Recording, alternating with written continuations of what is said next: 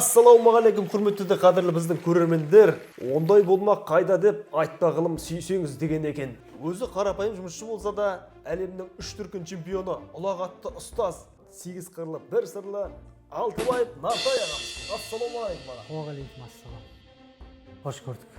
Ал өзіңізді қысқаша осы көрермендерге түсінікті болу үшін таныстырып өтсеңіз, өзіңіздің өмір жолыңызды, сізді жалпы осы біздің басты мақсатымыз деген екеннің басты мақсаты осындай сіз сияқты тұлғаларды жасөспірімдерге көрсету. Үлгі ретінде сізге қандай өзіңіздің өмірдегі қиындықтарыңыз бар, қуаныштарыңыз бар, осындай жастарға жігер беру мақсатында сізге келіп отырмын. Ал аттың басын жіберіңіз. Біріншіден Эдуард, үлкен рахмет. Біздің ауылға қош келдің, менің залыма. Енді өзіме келетін болсам, осы Маңғыстау ауданында тудым, осы Шетпе ауылында осы күнге дейін тұрып келем. Енді осы спорттық неме келетін болсам, халықаралық дәрежедегі спорт шеберімін, гір спортынан әлемнің 3 дүркін чемпионымын. Қазақстан 7, Азиядан 4 рет жалпы әлі күнге дейін осы спортта келем. Бұйырса осы 5 күннен кейін осы қараша айының 12-сінде Қытай қаласына кетіп баратым әлем чемпионатына. Тамаша, жолыңыз болсын. Осындай кішігірім балдардың бәрі осы спортпен, өзім осы спортта жүргеннен кейін балдардың бәрі осы спортпен айналысады. Ұлым Дархан қазіргі таңда әскери қатарында, ода әлемнің күміс жүлдегері, Азияның 2 дүркін чемпионы. 2 қызым бар, Үнжу Маржан деген. Осы Маңғыстаудан шыққан қыздар арасында гір спортынан алғашқы әлем чемпиондары. Сөйтіп балдарын жайлап дәріптеп жатыр, енді онымен қатар шәкірттер жетеді. Ақтауда, басқа Қарақия, Бейнеу. Керемет, рахмет. Ең алғашқы додаға шыққан сәтіңіз есіңізде ме? Және сол сәтте жеңілдіңіз бе? Сол сәттегі өзіңіздің көңіл күйіңізді айтып берсеңіз. Әрине, біз жалпы гір спортынан бастаған жоқпыз, спорт күрестен бастады әуелде. Ол кезде біздің кезімізде алыстама станса деп айтамыз ғой. Сол жерде болатын, ол жерде енді балдармен төбелесеміз. Қазіргі таңда мінекей зал салып қойдық. Әр ауылдың несінде зал бар, дамыды. Сол кездерде қатысып жүргендерде күреске қатыстық қой. Күреске қатысып жүріп, енді ол жерде ұтылған сәтте соперник дейді ғой, күресте. Ұтылған сәтте бір ішіміз күйгені бар. Спортты қоям деген сияқты. Ең алғашқы сіз додаға шыққан кезде күрестіңіз, сол кезде жеңіліп қалдыңыз ғой. Додаға шыққанда 3-ші орынға таласып, ол кезде біз студентпіз, Қарагөз дейтін неде жарыс болып. 3-ші орынға күресіп ұтылып қалғам сол кезде. Сол кезде сіздің ішкі көңіл күйіңіз қалай болды? Сіздің мақсатыңыз бізде жаңа мақсат, жеңем деген мақсат болады ғой. Күресетін адам, любой спортқа қатысатын адамда жеңем деген. Ол жерде сен өзің ренжімесең, өзіңді жеңе алмасаң, сен сол жерде өзің ренжімесең, сенде уже намыс жоқ. Сен уже чемпион шықпайды деген сөз. Сондықтан сондай мақсат болып, осы спорт болмаса басқа спорт болсын айту, жетістікке жетем деген. Қалайда чемпион боламын деген. 3-тің өзі көп болды да ол кезде. 3-ші орын алудың өзі. Енді қазір 3 дүркін әлем чемпионсыз. Соның барлығы намыстың арқасында келді деп айтыңыз. Әрине, оған енді бәрі де қатысты. Енді ең бірінші мен сол Азияны ұтып келген кезде, өзімнің Қаражан басымын айтып жасаймын, вақтылық неде. Сол бастығым қабылдап, үлкен президент Нұрғалиев Қуанышбек ағамыз шақырып, сосын айтты, міне, Нартай, Айдын, сіздер Азияны ұтып алып жатсыңдар, ертең күні әлемге баратын болсаңдар, сіздер әлемді де ұтасыңдар, мен сіздерге сенемін. Сен мына 40 жылдық кітап шығып жатыр сол кезде, біздің Қаражан бастың. Сол кітаптың сіздер ішінде тұруларың керек, сіздер тарих жаңартып жатсыңдар Маңғыстауда деп. Сондай сөз естігенде мен мына Шетпеде мына яғым тауға жүгіргенде мана мотивация да маған. Сол кісінің айтқан. Төбем көкке жеткен. Не керек деді маған да. Сіздерге не керек? Спорт зал керек па? Тағы питание керек па? Қолымыздан келгенше барлығын көмектесем деп. Сол үшін жігері бізге үлкен не берді, күш берді да. Жүгіргенде, дайындалғанда, қиналғанда сондай бір сөздер саған әсер етеді. Сөйтіп әлемді алып келдім. Индия қаласынан әлемді алып келген уақытта соғыстың тағы қабылдауында болып, сөйтіп бізді не істеп, марапаттап. Одан кейінгі міне өзіңіз көріп отырсыз, залда түгел мынау менің басшыларым маған мотивация берген. өзімнің нелерім мына. Осының барлығын қарап отырсақ бір азғантай жылдың ішінде болды негізі. Иә, сол осы көптеген күш айтып отырсың, көптеген 4-5 жыл дайындалып соның жемісі бір 2-3 жылдың. әрине, иә. Одан келсе оның аржағында үлкен еңбек жатыр ғой. Одан қалсақ келгенде бір шәкірттерінің ата-аналары жаңа бізге алғыс айтып жатады. Бір кісілер жаңа жылқы сыйлап жатады. Соның бәрі үлкен не да бізге жігер да. Негізі спортта өзің жаттықтырушы болып жүр. Спортшы болу да өте қиын. Балдардың бәрін жаттықтырамын. Сосын ары қарай үйге жіберіп, ең соңынан өзім дайындаламын да. Ол кезде мен уже шаршап та қаламын да. Сол кезде жаңағындай қанатты сөздермен, мықты сөздермен күш береді да. Сіздің жаңағындай осындай жетістіктеріңізді көріп, ой тек алып келіп жатады, кейбір адамдар кішкене еленбей қалып жатасыз, не істеп жатасыз. Бірақ ердің ар жағында үлкен қиыншылық бар енді. Сіздің өзінің өміріңіздегі осы спорт саласындағы әртүрлі әділетсіздіктер болады.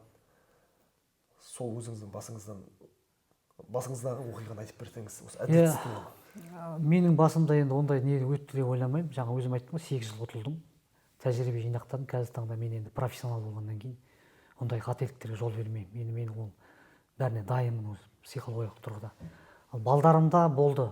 Балдарымның маған да бір жаңағыдай не түсіріп кеткен кездері болды. Қаяу түсіріп менің бір ұтылуыма септігін тигізген. 2 қызым бар ғой жаңа. 2 қызымды алып барып жарыстырамын. Сол кезде жаңа төрешілер санамай қояды ғой. Бір қызым 2-ші орын алып тұр. Бір қызымның 3-ші орыннан түсіріп тастайды ғой. 21 очко. Енді 2 қыз ғой, біреуі шығады, 3-ші орын алады, 3-ші орын алады. Екіншісіне сразу 2-ші салмақта. Ана қызым алды, болды, мына қызды дайындап жатырмын. Келсем уже менің қыз 4-ші орынға түсіп тастаған. Қалай мынау? Келсем 6 оқитын қызды үстінен жаңа орыстар, жаңа Петропавлдың орыс жаттықтырушылары не жазып, фиксация дейді ғой, соның қателік сол. Соған 21 очкосын киім етіп, 4-ке түсіріп қойғанда мен давлением көтеріліп, манағылармен кішкене ұрысып, 6 оқитын қыз жылап тұр көз алдымда. Қаншама дайындалдық, мысалы, оған дейін мен ұрысқаным бар, сөйлегенім бар, қаншама дайындықтан өттім, мысалы, сабақтан сұрап алдым, сабақ сондай қиыншылықтардан өтіп келгенде 2 очко емес, 10 очко емес, 21 очкосын кесіп 4-ші орынға түсіріп тастаған ғой. Сол кезде мен давлением көтеріліп, үйге барып, мана укол салдырып, мана өзімнің немеде обезболивающий салыппын ғой мен сол кезде. Жаңа давлением көтерілгенін өзім білмегенмін ғой. И жарыстың кезінде мен уже ана эмоциямен шықтым уже. Шыққан уақытта мен ұтама қызымның кейін қайтарам деген сияқты да. Сондай немен қатты жұмыс жасадым да, ана нем бос емес та денем. Бастарым бос емес, қайнап жатыр. Сөйтіп келіп шайқасқан уақытта менде уже мына белім жұмыс жасамай қалды. 1-ші орында келе жатып, шоқып кеткен, ат құсап. Мына бел вообще жасамайды мынау. Бұрын мен вообще белім талып көрген емес. Сосын манағыдай керек емес мына спорт деген сияқты. Қолым сілтеп мына гірді лақтырып жіберген кезім болды. Сол кезде қызым жылап келіп, қызым айтам, ертең Азияға кетейін деп отырмын. Елдің намысын қорғауға енді сіздер бармай-ақ қойың үлкен жарысқа. Сіздер көтере алмайсыңдар. Өсің дедім да кішкене. Әрине. Жоқ, папа, енді жыламаймыз деп мана 2 қызым. Сөйтіп ұтылып қалғанмын. Соның өзінде 3-ші орынға тройкаға кірдім ғой. 193 көтеріп тұрып тастадым. Ар жағында психикалық нелер, моральный заттар әсер етіп. содан кейін енді оның бәрі жол тәжірибе. Сосын неге Азия чемпионатына барғанда 2 қызым 3-ші орынға кірді. Кішкентай кез бастап жатқан. Тройкаға кірді. Манағы тәжірибе болды манағы жарыстағы олар үшін. Ол үшін сол қателікті қайталаған жоқ. Ол да сізге жігер берді ғой яғни. Ал былай гір көтеру спортында жалпы әділ спорт деп айта аламын мен. Бір кино көрдім. Мерген. Жаңағы Ұлы Отан соғысының кезіндегі бір атақты снайпер бар. Мерген, атақты Мерген. Сол жаудың көптеген несін қырған, жауды қырған атақты. Ол жаңағы Германия немістердің өзі содан сескенеді да. Соның жаңағы сол құпиялылығы басында ода қателік жіберген болады да. Кішкентай кезінде атасы екеуі неге шығады жаңағы, аңшылыққа шығады. Қыста әдемі. Сол кезде жаңағы бала дейтін, сен күштісің, керемет атасың деп жаңағындай жігерлендіріп қояды. Бала атып қалған кезде байқамай далаға атып қояды да. Жаңағы атасының атына туады. Қарап отырсаң, сол кезде жаңағы баланың жаңағы жігері жасып қалады да. Жасып қалып қорқып кетіп, өмір бойы сол жаңағы өзіне сол қателігі мотивация болады да. Сол атақты Ұлы Отан соғысындағы мерген болып шығады. Қателеспесем, Зайцев па сондай кинода. Сіздің өміріңізбен тұспа тұс кетіп тұр да. Сізде қарау керек екен оны. жеңіліп қалдыңыз да, содан кейін барып мотивация алдыңыз Әрине ғой. Қиын сәттер бар, қуанышты сәттер бар. Бір кітап жазарлықтай кісісіз ғой жалпы. Сен қолынан келеді ерболат. Бір кино түсіріп жіберші. Сөйтейін ба? Давай. Сізге бір әзіл әңгімеңізді айтып жіберсеңіз. Жалпы енді өмірде әзіл қоймыз ғой. Жұмыста неде. Енді бір жұмыстағы бір немді айтып жіберейін. Ертеректе енді бір 15 жылдай болған шығар оғанда. Бір жездеміз бар енді. Жезде қылып ойнаймын. Сол кісі жұмыстан келгеннен кейін қысай ғой, қысай. Күн ерте батады, қараңғы. Келеді шаршап келеміз де демалып ұйықтап қаламыз ғой. Сол кісінің будильнигін сағатын түгел өзгертіп жіберемін ғой. 7-те демалып қалады, 9-да оның сағатын өзгертіп жіберемін ғой. Таңғы 5-те тұрамыз ғой. 5-ке будильник қойып тастаймын ғой. Соны ана кісі бәріміз қайта қасымдағы балдар бар, бәріміз жатып қаламыз. Сол ана будильник ойнайды бірақ 5:30. Ол кісі ана неден гараждан ең бірінші бізден ерте тұрады. Машинада алып келу керек та бері қарай. Будильник шырылдайды, тұрмай жатыр да енді.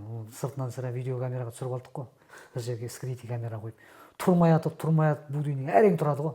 Қарайды, қапталындағы бәрі ұйықтап жатыр. Содан тұрады да мана жуынуға кетеді. Жуынады, шығып кетеді ғой далаға. Таңертең болды деп жүр ғой. Сыртқа шықса, сағат ше негізі сағат 10 ба 11 ма адам аяғы басылған кез еді кішкене. Сыртқа шығады, сыртқа шықса адам жоқ, бәрі демалып отыр. ерте тоқтатын болды ғой. Иә.